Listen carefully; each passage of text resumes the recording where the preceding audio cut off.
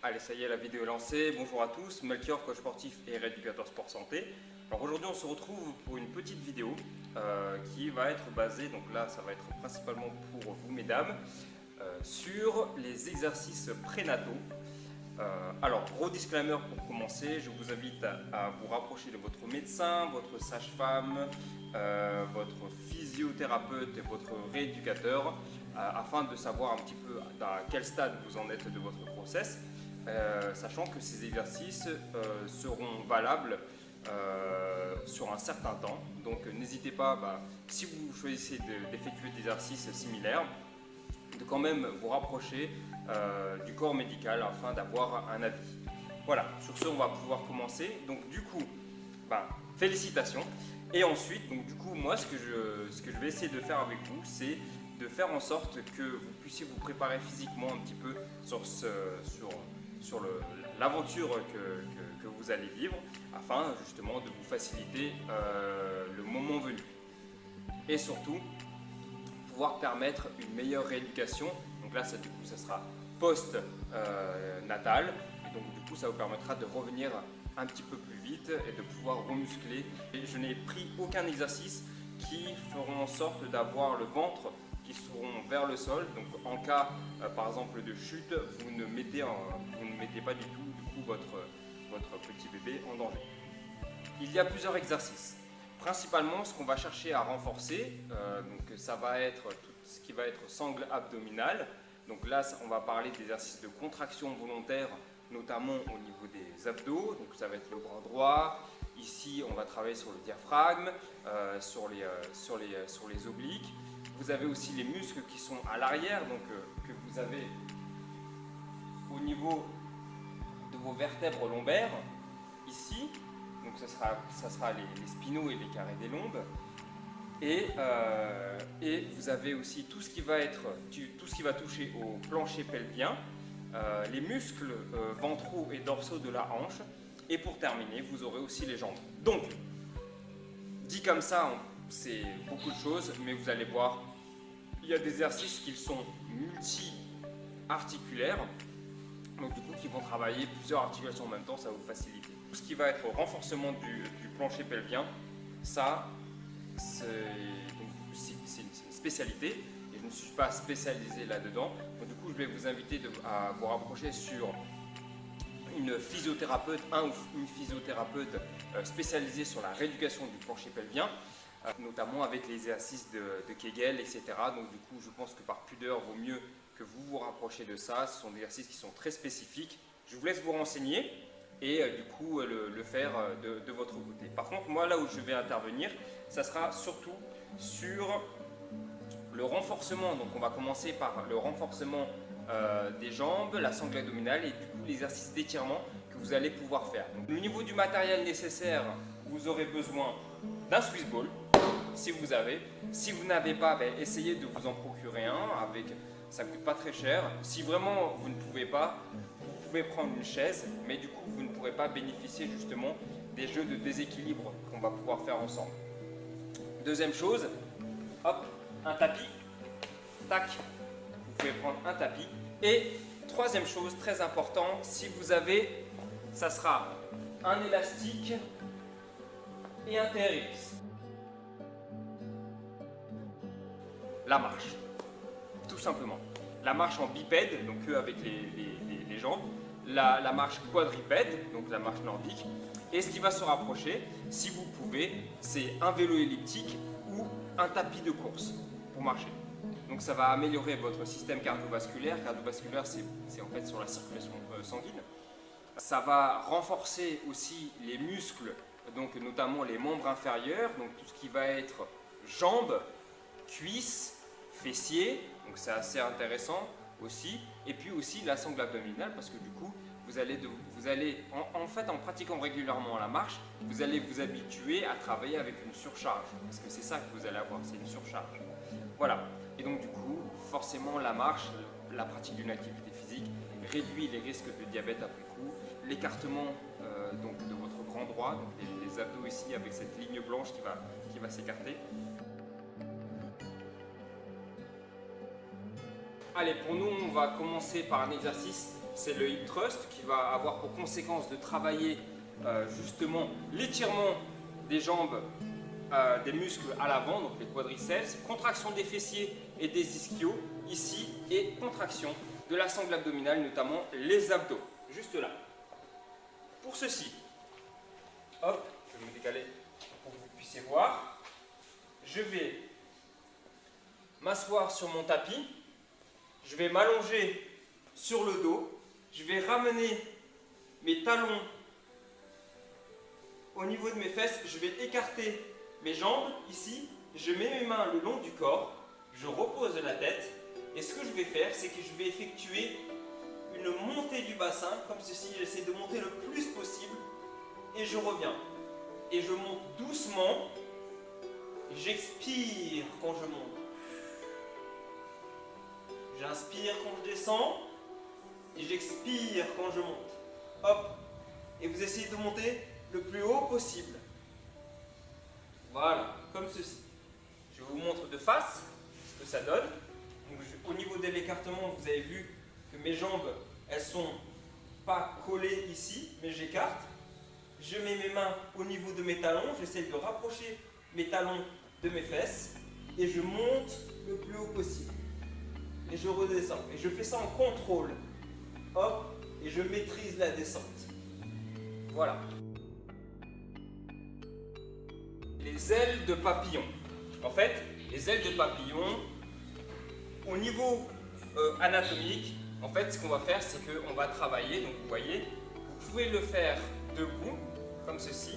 Donc, en fait, c'est vous attrapez ici et voilà, vous faites comme les papillons. Donc, je ramène la plante de mes pieds ici, j'essaie de les rapprocher, hop, de mon bassin et je vais effectuer ceci. Vous avez une seconde manière de le faire, donc c'est rapprocher comme ceci, mais sauf que là, vous allez vous allonger sur le dos, vous rapprocher et vous pouvez ouvrir, d'accord? Donc c'est le même exercice, à la différence près, c'est que du coup là vous êtes stabilisé en étant dos au sol, alors que ici, selon du coup votre confort ou inconfort, bah, du coup vous allez travailler aussi les muscles qui se trouvent ici dans le bas du dos, donc notamment le carré des lombes et les muscles spinaux qui sont très importants parce que quand vous allez avoir cette surcharge qui va arriver là, ici, on aura tendance à se cambrer. Donc pour éviter justement que ça soit la colonne qui prenne, on va renforcer ces muscles de manière à ce qu'ils puissent supporter justement cette surcharge.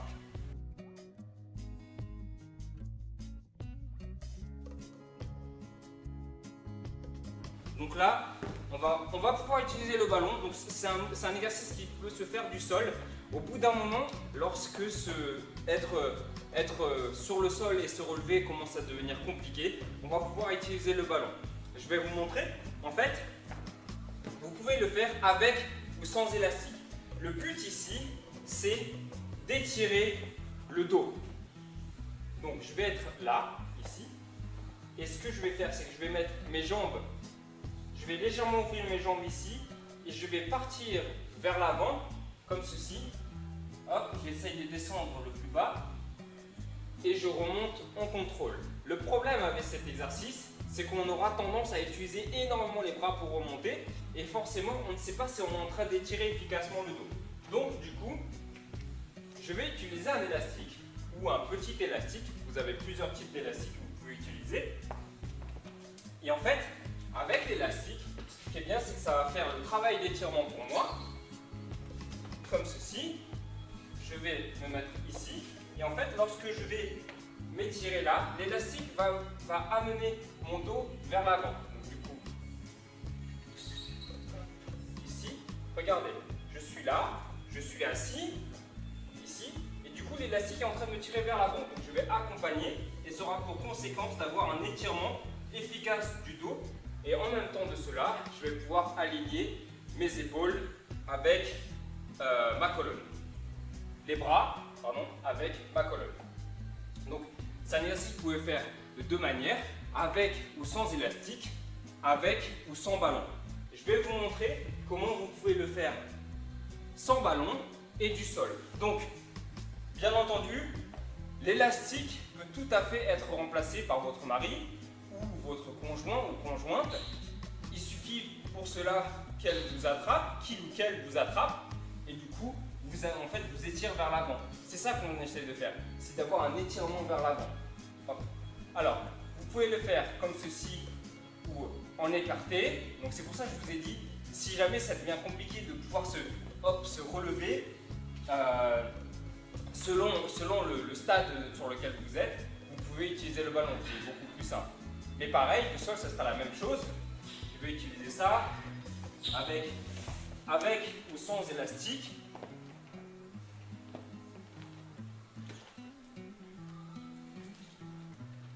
Tac. Et je vais pouvoir en fait partir, hop, vers l'avant, revenir, partir ici vers l'avant. Et en fait, le but, ça va être vraiment de s'étirer le plus possible. D'accord? Donc, vous pouvez, si vous êtes sur un stade à quelques mois seulement de grossesse, vous pouvez le faire du sol.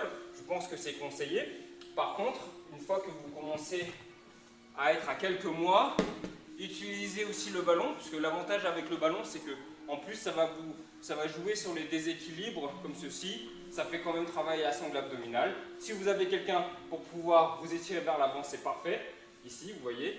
Là, c'est parce que je suis capable de pouvoir le faire de moi-même et je ne suis pas sûr de ma posture. Donc du coup, avec un élastique, vous êtes sûr que votre corps, en tout cas votre colonne, s'allonge. Hop, vers l'avant.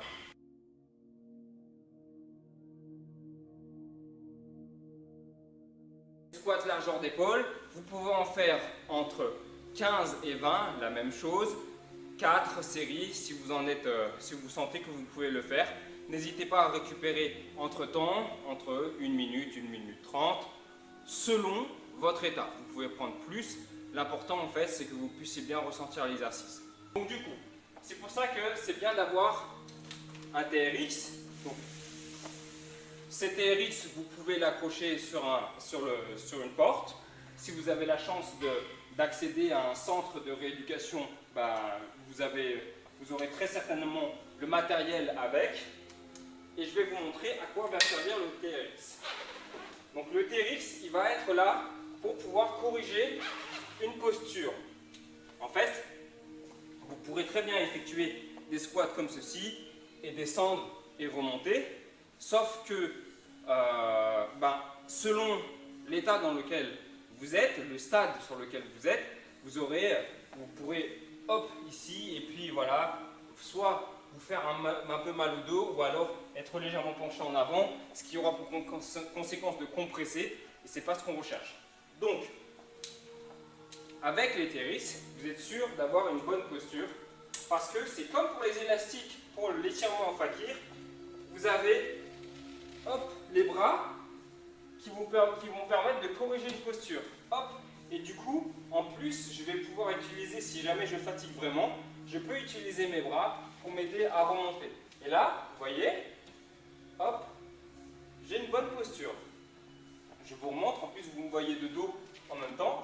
Je suis ici, je descends et je vais pouvoir me concentrer sur le fait de bien pousser dans mes jambes.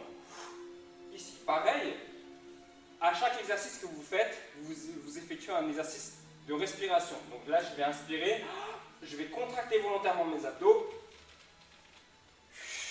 et je remonte et j'expire quand je suis à la fin de ma remontée. Donc, ça aura pour conséquence d'avoir ma sangle abdominale qui sera contractée.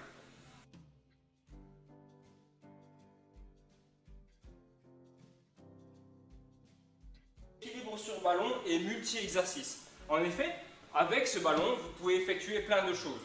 Donc du coup, une des premières choses simples, déjà, si vous êtes sur la télé, devant la télé, etc., vous pouvez vous asseoir sur le ballon tout en regardant votre série et vos émissions. On va éviter les chaînes de télé qui vont vous apporter des angoisses et du stress inutiles. Et vous pouvez travailler justement, vous voyez ce que je suis en train de faire, c'est qu'en fait, ce que je suis en train de faire tout simplement ici, je suis en train de travailler, voilà, tous mes muscles stabilisateurs de la hanche, donc que ça soit en muscle profond ou un petit peu plus superficiel, les muscles ventraux et les muscles dorsaux, etc. Et donc du coup, si vous regardez, essayez l'exercice et vous allez voir que même juste en faisant ceci, vous avez votre grand droit. Donc vulgairement, c'est ce qu'on appelle le six-pack, d'accord? C'est les muscles abdos qui se retrouvent devant et qui sont joints par une ligne blanche, qu'on appelle la ligne blanche justement. Et c'est ça qui s'étire. Donc du coup, vous pouvez effectuer des petites rotations comme ceci. Vous pouvez aussi chercher l'équilibre, amener des extensions latérales, comme ceci, bras tendus ou pliés, comme vous voulez. Hop, hop. Et en fait, ce sont des multi-exercices que vous pouvez faire. Vous pouvez aussi, si jamais, concernant les squats, ça devient difficile, vous pouvez travailler sur votre posture. Donc, vous voyez bien que je suis bien droit. Remonter, hop, asseoir, remonter, asseoir, hop, ici. Donc le but, là, vraiment, c'est de travailler, vraiment essayer d'avoir le dos le plus droit possible. Et quand vous effectuez ces petits exercices ici, vous travaillez toute la sangle abdominale. Donc, m'asseoir sur le ballon, comme ceci. Je vais aller chercher, hop, le faire glisser, rouler doucement dans mon dos, comme ceci. Donc du coup là, il va y avoir un travail d'étirement du grand droit, comme ceci, hop, et en même temps, un étirement de vos fléchisseurs de hanches. Vous pouvez aussi travailler la mobilité avec un auto-grandissement, donc en amenant les bras vers l'arrière. J'attrape comme ceci, vous laissez ici, hop. Pensez bien à respirer, contrôler la respiration, sentir l'étirement sur le grand droit. Ne partez pas trop en arrière. Ici, hop. Alors attention, c'est un exercice qui peut vous donner la nausée. Ici, voilà.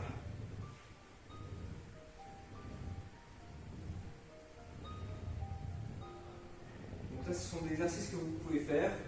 Donc en même temps, lorsque vous êtes ici, ne ramenez pas trop le cou en avant.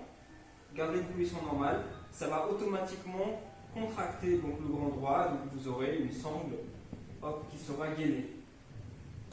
Du coup, c'est la fin de la présentation de ces petits exercices. Vous pouvez vous créer une petite routine comme ça.